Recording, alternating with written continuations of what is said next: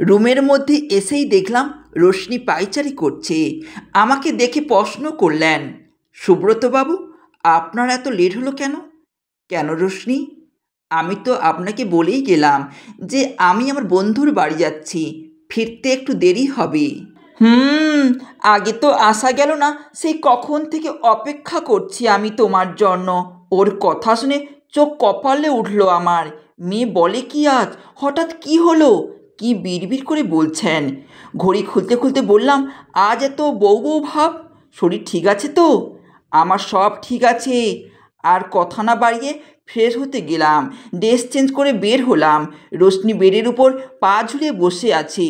ওকে আজকে কেমন যেন লাগছে, তাই পাশে বসে কপালে আর গলায় হাত দিয়ে দেখলাম জ্বর এসেছে কিনা। কিন্তু না, একদম পারফেক্ট আছে। এমনিতে খুব টায়ার্ড লাগছে। ওকে বললাম, খেয়েছো রোশনি? হ্যাঁ, আমি খেয়েছি। আপনি খেয়েছেন সুব্রতবাবু? হ্যাঁ রোশনি, আমি আমার বন্ধুর বাড়ি থেকে খেয়ে এসেছি। আচ্ছা, শুয়ে পড়ো। সোজা হয়ে শুয়ে কপালে হাত দিয়ে চোখ বুজে আছি। হঠাৎ রোশনি আমার গালে একটা কিস করলো। আমি পুরো হকচকিয়ে উঠে ওর দিকে তাকালাম। তারপর উঠে বসে গালে হাত দিয়ে বললাম, এটা কি হলো রোশনি? কেন ভালোবাসা সুব্রতবাবু? কি তোমাকে কে শিখিয়েছে এসব? শিখাবে কেন? ঠাম্মি বলেছে এটা স্বামীকে দিলে নাকি ভালোবাসা বাড়ে। একটা শ্বাস ছেড়ে বললাম, ঠাম্মি এখন তোমার মাথাটা বিগড়ে দিচ্ছে। এমন সময় রোশনি বলল, কি হলো? আমাকে ফেরত দাও। কি ফেরত দেব? ওই যে আমি যেটা দিলাম তোমায়। পারবো না আমি, যাও ঘুমাও বলে বালিশ নিয়ে ওপাশ পেয়ে শুয়ে পড়লাম। প্রায় অনেকক্ষণ পর আপনা আপনি ঘুম ভেঙে গেল। এদিক ফিরতেই দেখি রোশনি হাঁটু ভাঁজ করে বসে আছে। রাত প্রায় 1টা বাজে। এই ছোট্ট পুচকু মেয়েটা এখনও ঘুমায়নি। রুমের লাইটটা জ্বালিয়ে মৃদু স্বরে ডাকলাম, রোশনি। ও মুখ ঘুরিয়ে অন্যদিকে তাকালো। উঠে বসে ওর মুখ নিজের দিকে টেনে বললাম, কি হলো? মন খারাপ নাকি রোশনি? সরুন আপনি। আপনি আমাকে একটু ভালোবাসেন না। কাল আমি ঠাম্মির কাছে বলবো। মনে মনে বললাম, কি বলে এসব? ঠাম্মিকে কি বলবে? আমার মান সম্মান তো পুরো প্লাস্টিক বানিয়ে ছাড়বে দেখছি। একটু পর ও বেড থেকে নেমে গেল দরজার দিকে। আমিও সাথে সাথে নেমে ওর হাত টেনে বললাম, আরে আরে, কোথায় যাচ্ছ এত রাতে? ঠাম্মির কাছে যাচ্ছি, আপনি আমার হাত ছাড়ুন। ওকে এদিকে টেনে এনে বললাম, রাগ করো না প্লিজ। মুখ ঘুরিয়ে নিল। ওর সামনে হাঁটু গেড়ে কান ধরে বললাম, বলো কি করলে তোমার রাগ কমবে? আমার দিকে তাকিয়ে বলল, যদি চুম্মা দেন তাহলে। আর কোনো উপায় না পেয়ে গালে কিস দিলাম, যেমন আগে বাচ্চাদের দিতাম। তারপর বললাম, এবার খুশি তো? হেসে বলল, হ্যাঁ অনেক খুশি। যাক, আচ্ছা চলো ঘুমোতে। সকালে ঘুম থেকে উঠে ফ্রেশ হলাম। রোশনিকে কোথাও দেখছি না, তাই একটু ব্যালকনি দিকে গেলাম। ওখানে গিয়ে যা দেখলাম, আমি পুরো হা হয়ে গেছি। রোশনি লুকিয়ে লুকিয়ে আচার খাচ্ছে, আর এত তৃপ্তি সহকারে খাচ্ছে, মুখের চারপাশে লেগে আছে। আমাকে দেখে খাওয়া বন্ধ হয়ে গেল। ও হয়তো এখানে আমাকে দেখবে আশা করেনি। আস্তে করে উঠে 2 হাত শাড়িতে মুছল, আর অপরাধীর মতো মাথা নিচু করে আছে। আমি ওর সামনে দাঁড়িয়ে গম্ভীর গলায় বললাম, কোথায় পেয়েছো এগুলো?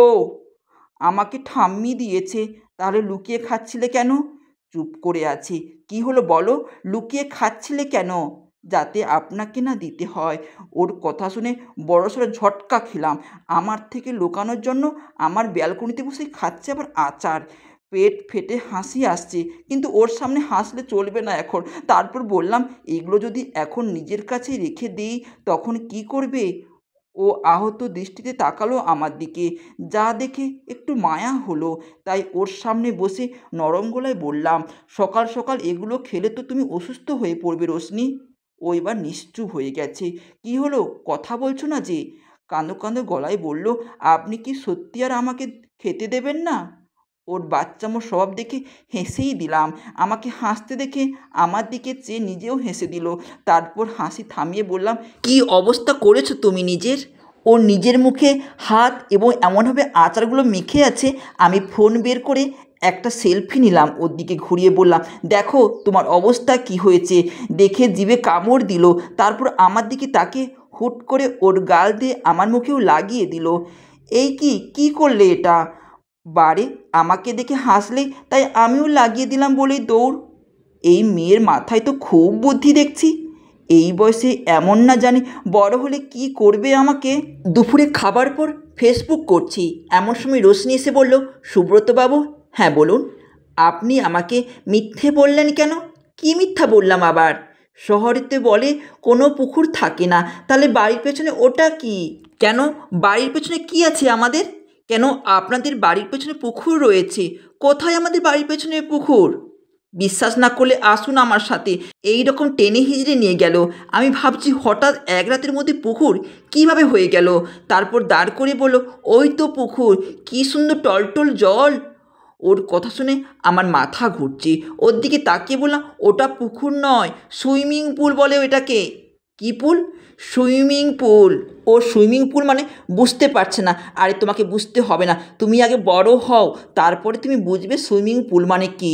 না, আমি এখন ওই পুকুরে গিয়ে স্নান করব। আরে না, তোমাকে এখন স্নান করতে হবে না, তুমি তো একবার স্নান করেছো রোশনি। আবার স্নান করে তোমার ঠান্ডা লাগবে, বুঝেছো? আমি আমাদের গ্রামে সারাদিনে কতবার স্নান করতাম তুমি জানো? যা করেছো করেছো, কিন্তু এখন করা যাবে না, কাল করবে, চলো। না, আমি যাব এক্ষুনি স্নান করতে। রোশনি একবার কিন্তু বারণ করেছি। আমার চোখ গরম দেখে চুপ করে গেল। তারপর চুপচাপ রুমে আসলো। বিকেলে সবাই একসাথে আড্ডা দিচ্ছি, কিন্তু রোশনি একধারে বসে আছে রেগে। ইসু বলল, আমাদের রোশনি কী হলো রে দাদা? ও তো চুপচাপ থাকার মেয়ে নয়। মা বলল, তোর কি মন খারাপ মা? ও বলল, হ্যাঁ, সুব্রতবাবু আমাকে বকেছে মামনি। কেন? আমাকে পুকুরে নামতে দিল না আজ। মা আর ইসু অবাক হয়ে বলল, পুকুর? এখানে পুকুর আসবে কিভাবে? তারপর আমি সবটা খুলে বললাম। ওরা সবটা শুনে হাসতে গড়াগড়ি খাচ্ছে। এভাবে কেটে গেল কয়েকটা মাস। একদিন বিকেলে এসে মা আমাকে বলছে, সুব্রত, আজকে রোশনিকে নিয়ে বাইরে একটু ঘুরে আসিস। মেয়েটা অনেক দিন হলো বাড়ির মধ্যে আছে। সাথে সাথে আমার ঋত্বিকের কথা মনে পড়ল। ও আবার কোথায় দেখবে আর কি না করবে। প্রথমে যেতে চাইনি, কিন্তু পরে যাবার জন্য রেডি হলাম। গাড়ি নিয়েই বের হয়েছি, কারণ বাইকে উঠলে ওর পড়ে যাওয়ার সম্ভাবনা আছে। তাই বাইক না নিয়ে গাড়ি নিয়ে বের হলাম। গাড়ির মধ্যে বসে এটা কি ওটা কি সেটা কি, মাঝে মাঝে এসি চালিয়ে দিচ্ছে। আমি ওকে লাল চোখ দেখাতে ও চুপচাপ মুখ ফুলে বসে রয়েছে। তারপরে রেস্টুরেন্টে গেলাম, খাওয়ার অর্ডার করলাম। অনেক রকমের খাবার অর্ডার করেছি। তারপর রোশনি আমাকে প্রশ্ন করলো, সুব্রতবাবু, এত খাবার কে খাবে? এত খাবার নিচ্ছেন কেন? হ্যাঁ, কেন? আমি খাবো, তুমি খাবো, এত খাবার কোথায়? না, আমি এত খাবার খেতে পারবো না। ওর কথা শুনে আমার হাসিও পাচ্ছে। আমি খাওয়া শুরু করলাম। একটু পর দেখি ও চামচ নাড়িয়ে যাচ্ছে, চিকেনটা আলাদা করতেই পারছে না। কি হলো, খাচ্ছেন না কেন রোশনি? আসলে আমি হাত দিয়ে ছাড়া খেতে পারি না। তো সমস্যা কোথা? হাত দিয়েই খাও, আর একটু খাবার যেন নষ্ট না হয়। ও খুশি হয়ে চামচটা রেখে মেখেই খাওয়া শুরু করলো। রেস্টুরেন্টের কিছু মানুষজন আমাকে রোশনিকে দেখে একটু হাসাহাসি শুরু করছে। মানুষ তোমার দুর্বলতা বের করে সেটা নিয়ে তামাশা করবে, তাই ওদেরকে পাত্তা না দিয়ে রোশনির পাশে বসলাম। তারপর নিজের হাতে ওকে খাইয়ে দিলাম। একটু পর বাকিরা নিজেদের কাজে মন দিল। রোশনিকে বললাম, খাবারটা কেমন? অসাধারণ হয়েছে সুব্রতবাবু, খুব সুন্দর খাবার। তারপরে ওখানে বিল মিটিয়ে তারপরে রোশনিকে একটা আইসক্রিম কিনে দিলাম। রোশনি তো খুব খুশি। তারপরে আমি আর রোশনি দুজন মিলে বাড়ি চলে আসলাম। সকালে ঘুম থেকে উঠে দেখি রোশনি রুমের মধ্যে নেই। আমি নিচে গিয়ে মাকে জিজ্ঞাসা করলাম, মা, রোশনিকে দেখেছো? ইসুকে বললাম, ইসু, রোশনিকে দেখেছিস? না দাদা, রোশনি কোথাও হয়তো আছে। তারপর ঠাম্মির রুমে গেলাম। ঠাম্মির রুমে গিয়ে দেখি রোশনি আর ঠাম্মি দুজন মিলে হাসছে আর গল্প করছে। আমি তো দেখেই অবাক। ঠাম্মি রোশনিকে বলছে, কিরে নাথ বউ, তোরা দুজন মিলে প্রেম করলি নাকি কাল রাতে? হ্যাঁ ঠাম্মি, আমরা অনেক প্রেম করেছি। আমি তোমার দাদু ভাইকে কিস করেছি। তারপরে অনেকক্ষণ পরে আমি রেগে যেতে আমাকে একটা চুম্মা দিল। শুনেই আমার কপালে হাত। এই মেয়ে তো আমার মার সমান একদম প্লাস্টিক করে ছাড়ছে। এবার কি করে এই মেয়েকে নিয়ে? হঠাৎ করে রোশনি আমাকে দেখে বলল, এই তো ঠাম্মি, তোমার দাদুভাই চলে এসেছে।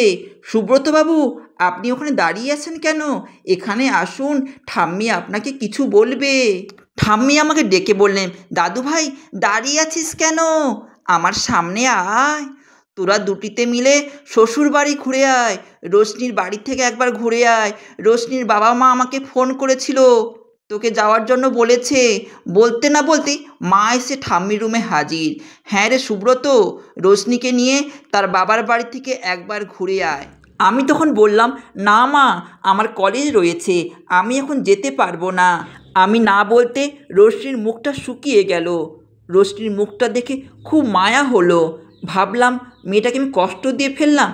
ঠিক আছে মা, আমি যাব রোশনির সঙ্গে রোশনির বাপের বাড়ি। আমি হ্যাঁ বলার সঙ্গে সঙ্গে রোশনি আমাকে বলল, থ্যাংক ইউ সুব্রতবাবু, বলে আমার গালে একটা কিস করলো। কিস করার সঙ্গে সঙ্গে মা আর ঠাম্মি অবাক চোখে আমার দিকে তাকিয়ে রয়েছে। মা ঠাম্মি রুম থেকে বেরিয়ে গেল।